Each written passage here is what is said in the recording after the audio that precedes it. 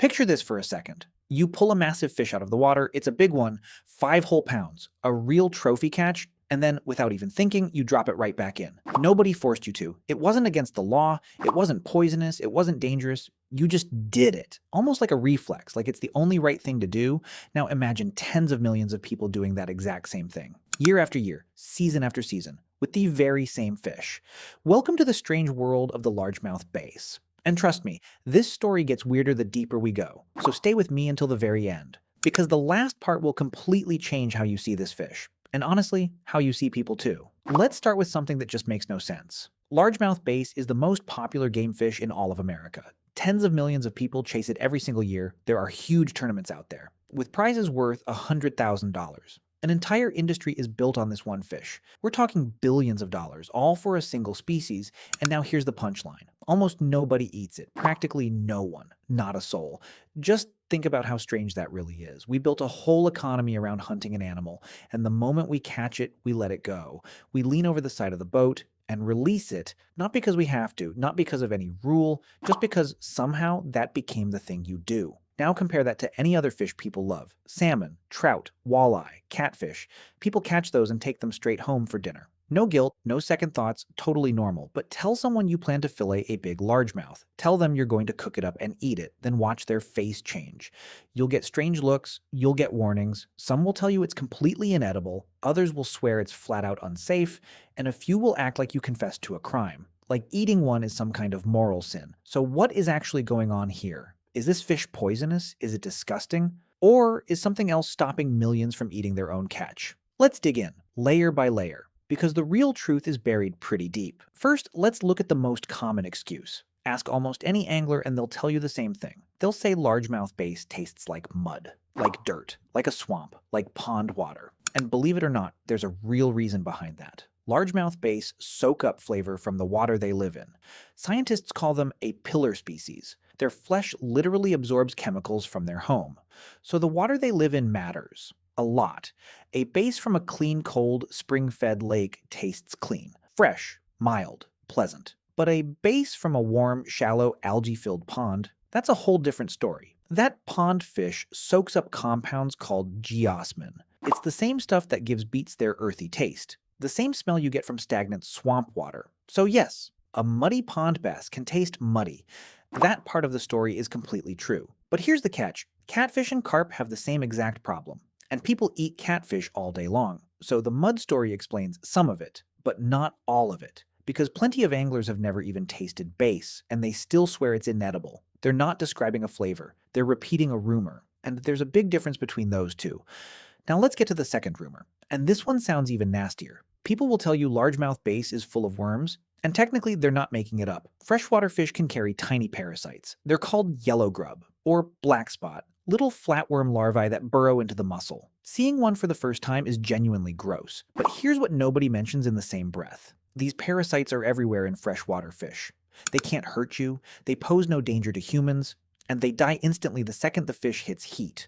Walleye carries them, perch carries them too, and yet nobody refuses to eat walleye. So this scary worm story? It falls apart fast. It's a non-issue dressed up as a deal breaker. All right, let's go even deeper. Some people will say the real reason is contamination, and this one actually deserves respect, because it's backed by real, solid science. Largemouth bass sit near the top of the food chain. In freshwater, they're the predators. They eat smaller fish. Who eats smaller fish? Who eat insects and algae? And here's the problem with that. When a poison like mercury moves up that chain, it doesn't spread out. It builds up, it concentrates, it gets stronger. Scientists call this bioaccumulation. A top predator can carry a mercury load thousands of times higher than the water around it. One tested largemouth bass shocked researchers. It came back with nearly 9 parts per million of mercury, and the safe limit set by the FDA, just 1. That fish was 9 times over the line. That's why some states put out warnings. Places like North Carolina tell people to limit eating them. Scientists even use bass to test how polluted a lake is, because they soak up poison so efficiently. And here's the worst part of all. Mercury doesn't sit in the skin or the fat. You can trim fat away, you can peel skin off, but mercury settles right into the muscle. You can't cut it out. You can't cook it out. It just stays there, locked inside the fish. So now we've got two real reasons. Two science-backed reasons bass has a bad name. Muddy flavor from certain lakes. And mercury in big, old fish. Case closed, right? Not even close. Because neither reason explains the deepest mystery. Every year, millions of small young bass get caught, pulled from clean, healthy, tested lakes. Fish that would taste perfectly fine.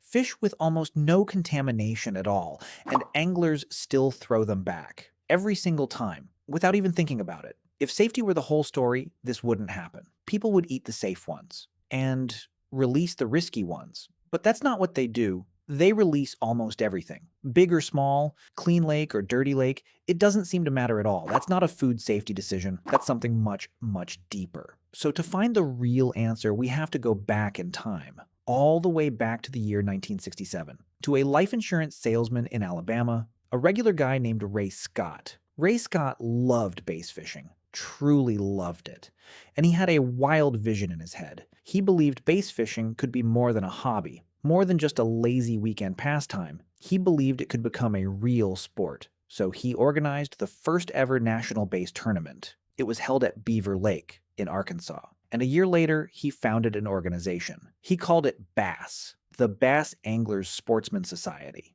It would grow into the biggest fishing group on Earth. But here's the moment that changed everything. The year was 1972. Ray Scott launched a bold new campaign. He called it Don't Kill Your Catch. And he made one simple new rule. Every boat in his tournaments had to carry a special tank, an aerated live well, so the fish could stay alive and healthy all day. Catch the fish, keep it breathing, weigh it in, then let it swim away unharmed. His logic was simple and kind of brilliant. A bass you release can be caught again, and again, and again, over and over. But a bass you kill and eat is gone forever. That fish can only ever be caught once. To Ray Scott, a living bass was worth more than a dead one on a plate, because a living bass kept the whole sport alive, and the idea spread fast, faster than anyone ever imagined. Within a couple of decades, everything changed. Catch and release wasn't just a tournament rule anymore, it became the unwritten law of the entire sport. The default, the norm, the right thing. Today, more than 90% of all bass caught in America. They all go right back into the water. Not because of taste, not because of mercury, but because an entire culture was built around one idea, and it was built on purpose. The idea that killing a bass is a waste, because it's worth so much more alive. But Ray Scott didn't stop there, not even close. In just 1970 and 1971 alone, he went to war. He personally filed around 200 lawsuits, all against industrial polluters, companies dumping their waste into rivers and lakes. Why did he do it? The answer is simple. Those were the same lakes he wanted for his tournaments. He wanted clean water for his bass. So he dragged the polluters into court, and that wave of lawsuits made the whole country pay attention to water quality, and the timing was incredible. It happened right as Congress was writing a new law, the Clean Water Act of 1972. Just think about that for a moment. A man who just wanted better fishing. He ended up helping shape federal environmental law. So that instinct millions of anglers feel today, the feeling that letting a bass go is the right thing, it traces all the way back to one man. One insurance salesman in Alabama, a man who saw conservation and marketing as the same project. And once an idea like that sinks into a culture, it doesn't stay just a rule. It becomes identity. It becomes who you are. Ask a hardcore bass angler why they release every fish, and listen very closely to their answer. Most won't quote you any science. Most won't mention a single statistic. They'll just say it feels wrong to kill one. It just feels wrong. That's it. That's 50 years of a genius campaign at work, buried so deep inside the culture that the people following it have no idea where the feeling came from. Which brings us right back to the fish itself, to the part almost everyone leaves out. Because here's the honest truth. A largemouth bass, caught small, from clean water, cooked the right way, it's genuinely good to eat. Firm white flesh, mild, clean flavor. And here's the proof of it. Anglers in the American South have known this for generations. They pan-fry bass just like their grandparents did, and they absolutely love it. Meanwhile, anglers up north do the opposite. They treat the exact same fish as untouchable. Same species, same biology. Two completely different beliefs. The only real difference is one thing. which fishing culture you happened to grow up inside. So let's just be honest here. The fish was never really the problem. A bass from a clean lake, of a normal size. It's no riskier than most fish on your dinner plate. What actually changed wasn't the fish at all. What changed was us. One man in Alabama looked at a fish everyone was killing, and he decided it was worth more swimming away. That was the whole idea. He built an organization around it, a campaign, and eventually an entire sporting culture, all around that single, simple thought. And it worked. It worked completely. So now, tens of millions of people release a fish on instinct, convinced there's something wrong with it, without ever having tasted it even once. And when you really sit with that, it's a little unsettling. An entire species got its whole reputation, not from what it actually is, but from what one person decided it should mean to us. The base never changed. Our story about the base changed, and here's the final thought, the one that stays with you. 50 years later, most people telling that story, they don't even know it's a story at all. They think it's a fact. They think it's the truth. But it was never really about the fish. It was about a belief planted once, passed down forever. And that's the real lesson hiding in all of this. It's not really about bass at all. It's about how easily we inherit our ideas and how quickly we forget where they came from. We repeat them, we defend them, we build ourselves on them. And we rarely stop to ask the simplest question. Why do I actually believe this? So next time you feel certain about something, absolutely, completely certain, just ask yourself one honest thing. Is this really true, or is it just a story I was handed? Because sometimes the thing everyone knows is just something one person said a very long time ago. And now you know the truth about the largemouth bass, the fish nobody eats, for a reason nobody remembers.